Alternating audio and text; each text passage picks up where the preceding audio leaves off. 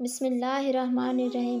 حضرت ابو ذر رضی اللہ تعالیٰ عنہ کہتے ہیں کہ میں نے کہا، اے اللہ کے رسول، مجھے نصیحت کیجیے۔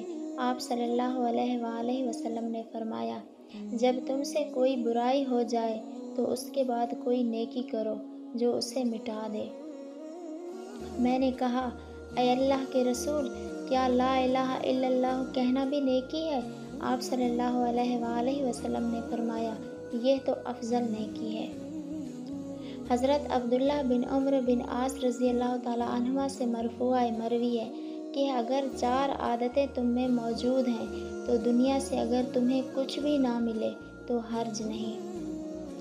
نمبر 1، امانت کی حفاظت کرنا۔ نمبر 2، سچ بولنا۔ نمبر 3، اچھا اخلاق۔ نمبر 4، پاکیزہ حلال لقمہ۔ حضرت انس رضی اللہ تعالیٰ عنہ سے مروی ہے کہ ساری عمر نیکی کرتے رہو اور اللہ کی رحمت کی عطیوں کے منتظر رہو، کیونکہ اللہ اپنی رحمت کی عطیات اپنے بندوں میں سے جسے چاہتا ہے دیتا ہے۔ اور اللہ سے سوال کرو کہ وہ تمہارے عیوب پر پردہ ڈالے اور تمہاری گھبراہٹوں میں تمہیں امن دے۔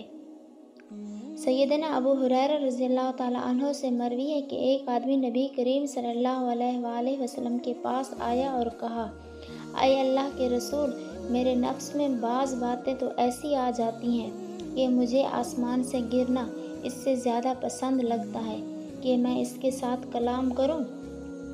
آپ صلی اللہ علیہ وآلہ وسلم نے فرمایا، یہ تو صریح ایمان کی علامت ہے۔